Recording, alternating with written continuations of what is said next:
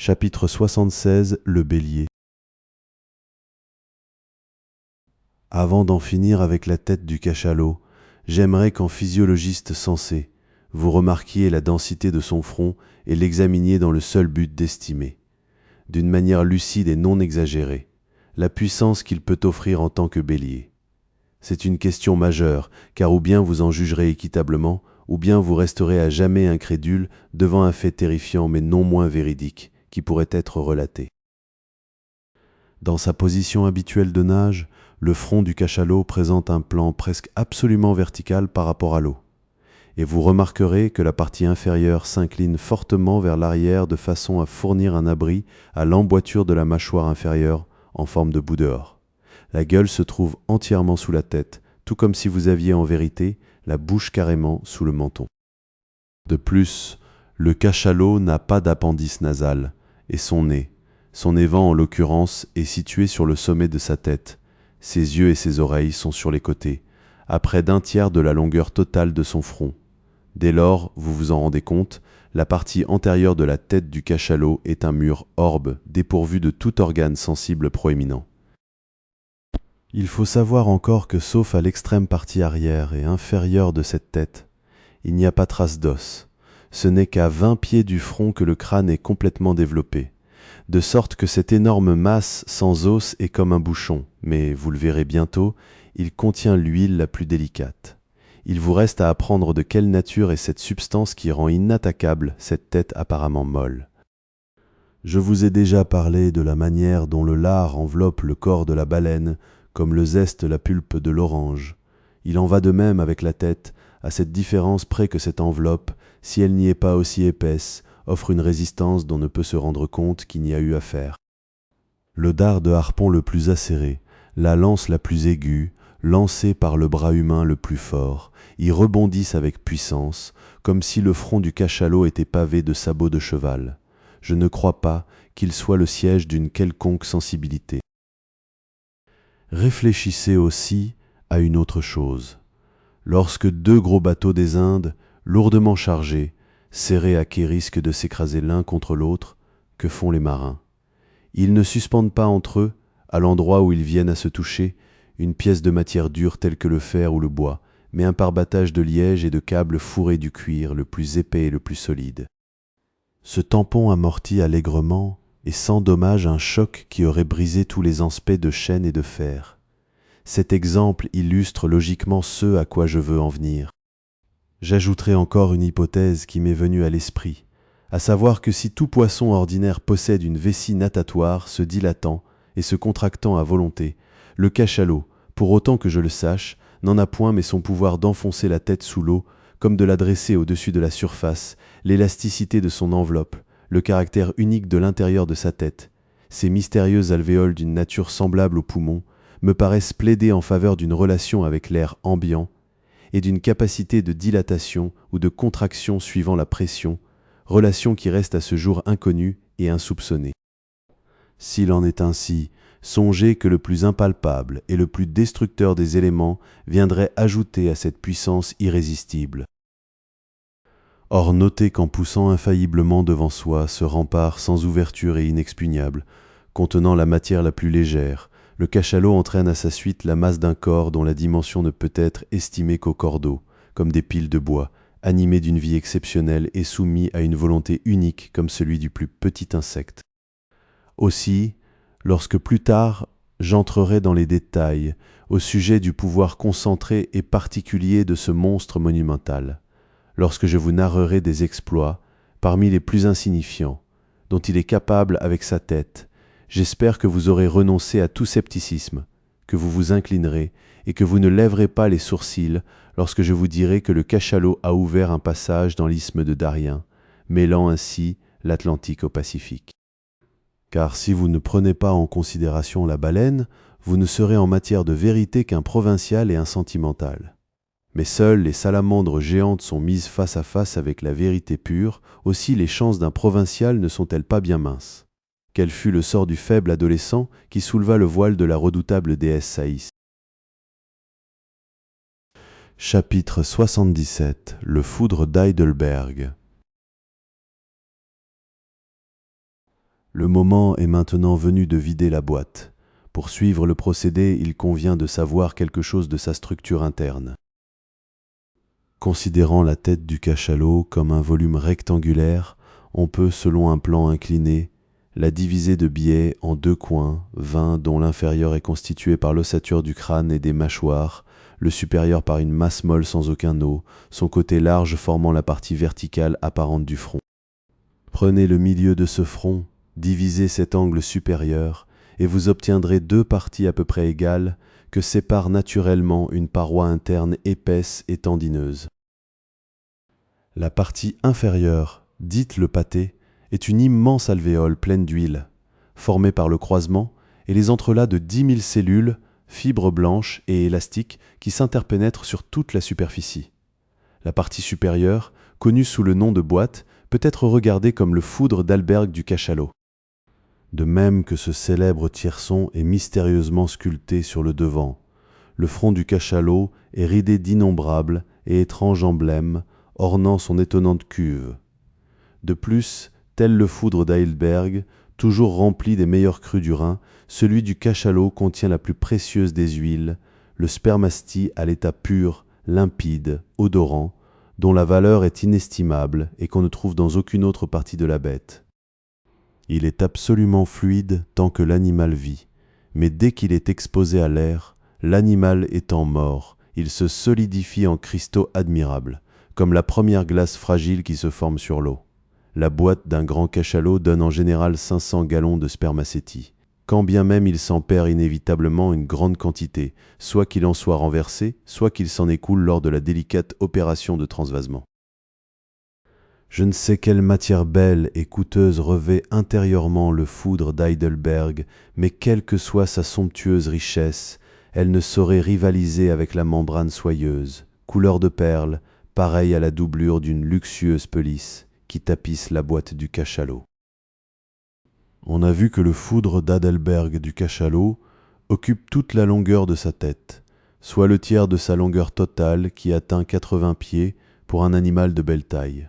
La profondeur de la boîte amarrée de toute sa longueur à la verticale, au flanc du navire, sera donc de plus de 26 pieds.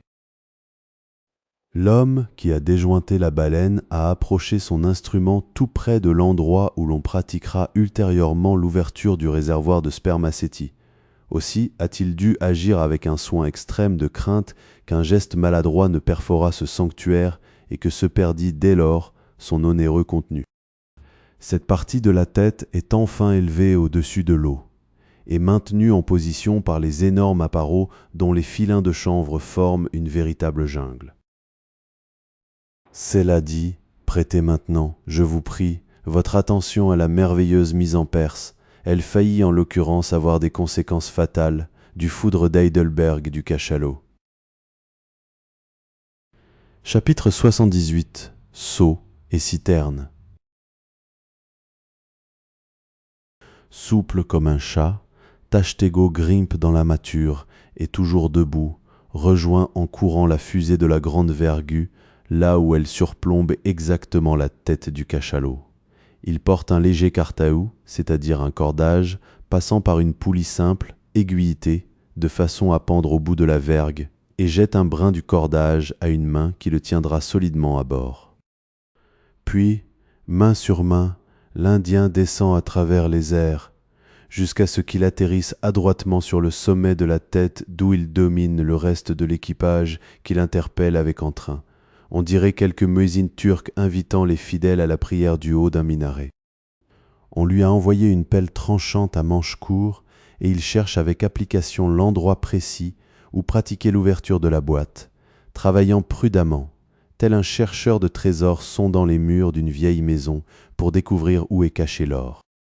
Lorsqu'il a trouvé, un robuste seau de fer, pareil à celui d'un puits, est attaché à une extrémité du cartaou, tandis que l'autre bout, se déroulant à travers le pont, est tenu par 2 ou 3 matelots attentifs.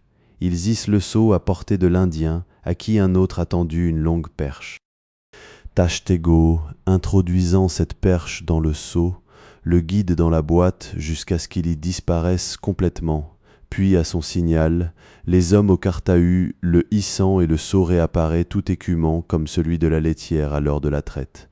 Abaissé délicatement de ses hauteurs, le récipient débordant est saisi par l'homme affecté à le vider rapidement dans une grande cuve.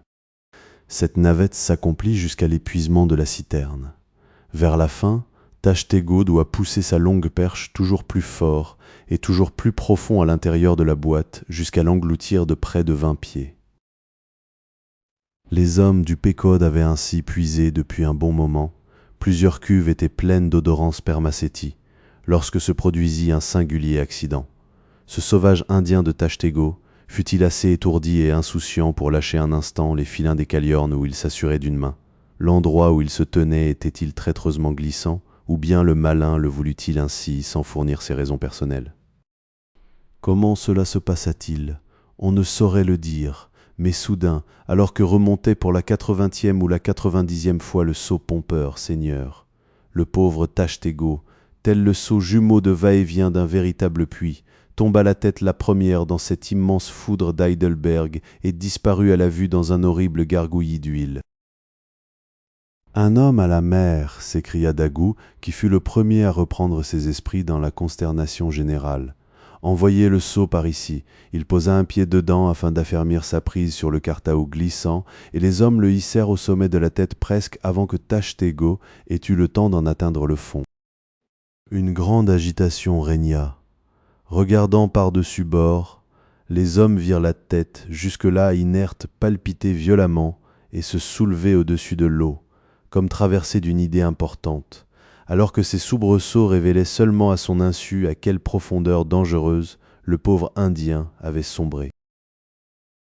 Au même moment, tandis que Daggoo, au sommet de la tête, dégageait le cartahou embarrassé dans les caliornes, on entendit un craquement sonore, et à l'inexprimable horreur de chacun, l'un des deux énormes crocs, auquel était suspendue la tête, lâcha, et avec une immense oscillation, celui-ci se balança latéralement tant et si bien que le navire ivre roula et trembla, comme s'il avait été heurté par un iceberg.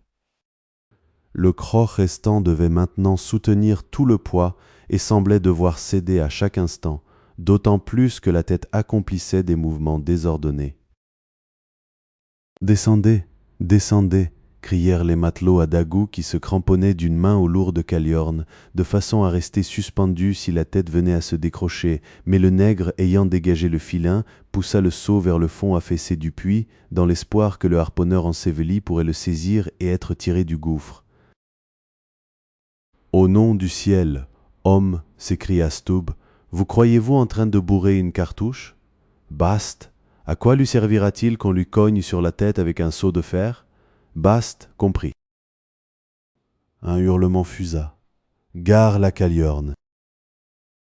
Presque au même instant, avec un fracas de tonnerre, la masse énorme tomba dans la mer, comme la table rocheuse du Niagara dans le tourbillon des chutes. La coque brutalement soulagée roula en s'en écartant jusqu'à montrer le doublage de cuivre brillant de la carène. Tous retinrent leur souffle, tandis qu'ils regardaient Daggoo, qui, accroché à la caliorne, balançait tantôt au-dessus de leur tête, tantôt au-dessus de l'eau, disparaissait à demi dans la brume épaisse de l'embrun, pendant que le pauvre Tashtego, enseveli vivant, coulait jusqu'au fin fond de la mer. À peine ce brouillard s'était-il dissipé, qu'on vit le temps d'un éclair une silhouette nue, un sabre d'abordage à la main, bondir par-dessus bord. Puis un éclaboussement d'eau indiqua que mon brave Kikeg avait plongé. Tous se ruèrent de ce côté, et tous les yeux se rivèrent sur le moindre frémissement de l'eau. Mais le temps passait, et rien ne trahissait la présence ni du noyé, ni de son sauveteur. Quelques hommes sautèrent alors dans une pirogue, et débordèrent quelque peu. « Ha! Ha !» s'écria tout à coup Daggoo du sommet de son perchoir maintenant immobile, et regardant plus au loin, nous vîmes un bras dressé, tout droit au-dessus des vagues bleues, vision aussi étrange qu'un bras qui aurait jailli de l'herbe d'une tombe. « Deux, il est deux !» fut son cri joyeux. Bientôt après, on vit Kuek luttant hardiment d'une main de l'autre, tirant l'Indien par ses longs cheveux. Repêchés par la baleinière, ils furent promptement hissés sur le pont, mais Tashtego fut long à revenir à lui et Kuekeg n'était guère plus florissant. Comment ce noble sauvetage avait-il été accompli? Eh bien, plongeant après la tête qui coulait lentement, Cuqueg l'avait entamé par le fond sur les côtés, afin d'y pratiquer avec son sabre d'abordage effilé une large ouverture, puis, abandonnant sa lame, il y avait enfilé profondément son bras et avait tiré le pauvre Tache par les cheveux. Il déclara avoir tout d'abord saisi une jambe, mais que sachant bien que cela n'était pas ce qu'il fallait et pourrait occasionner de graves difficultés, il la repoussa à l'intérieur, puis d'une adroite secousse, il avait fait faire la culbute à l'Indien de sorte qu'à la tentative suivante, il se présenta à la bonne vieille manière, par la tête. Quant à la grande tête elle-même, elle se portait aussi bien que possible. Ainsi, grâce au courage et au talent d'obstétricien de Cuqueg, la délivrance, ou plutôt l'accouchement de Tashtego, se passa fort bien, malgré les circonstances adverses et apparemment désespérées. C'est une leçon à ne jamais oublier. Le métier de sage-femme devrait être enseigné au même titre que l'escrime et la boxe, l'équitation et l'aviron. Je sais que cette curieuse aventure survenue au Guéhéder paraîtra à coup sûr invraisemblable à certains terriens, bien qu'ils aient vu tomber de leurs propres yeux ou entendu parler de quelqu'un tombé dans un puits, accident qui n'est point si rare et se justifie moins aisément que celui de l'Indien, si l'on pense à quel point est glissante la margelle de la citerne du cachalot. Il se pourrait qu'on m'objectât avec perspicacité. Comment cela se fait-il? Nous avions cru comprendre que cette tête alvéolée et imprégnée d'huile du cachalot était sa partie la plus légère, flottant comme un bouchon, et maintenant tu l'as fait couler dans un élément d'une beaucoup plus grande densité que la sienne propre. Nous te tenons là, pas du tout, c'est moi qui vous tiens. Car au moment où le pauvre Tashtego y était tombé, la boîte avait été presque entièrement vidée de son contenu le plus léger, ne laissant guère que la paroi tendineuse, forgée, soudée de la citerne, qui, je l'ai dit antérieurement, est beaucoup plus lourde que l'eau de mer et dont un morceau coule comme du plomb ou presque. Mais la tendance de cette matière à aller rapidement au fond était, en l'occurrence, compensée par les autres parties de la tête qui y demeuraient attachées, de sorte qu'elle s'enfonçait très lentement et posément, accordant à Cuqueg une bonne chance de réaliser son accouchement lestement au pas de course, si j'ose dire. Oui, ce fut bien un accouchement essoufflant. Que Tashtego eût péri dans cette tête, quelle mort précieuse il aurait eue. Enfoui dans la suprême blancheur, dans l'extrême raffinement de l'odorant spermacétie, ayant à la fois son cercueil, son corbillard et sa tombe dans la plus intérieure chambre secrète, dans le sein des seins du cachalot. Je ne connais qu'un exemple d'une fin plus douce encore, la mort délicieuse d'un chasseur d'abeilles de l'Ohio qui en trouva une telle quantité dans la fourche d'un arbre creux qu'il se pencha trop avant et y fut aspiré, mourant ainsi embaumé. Combien sont-ils, pensez-vous, à être ainsi tombés dans le miel logé dans la tête de Platon et à y avoir suavement péri?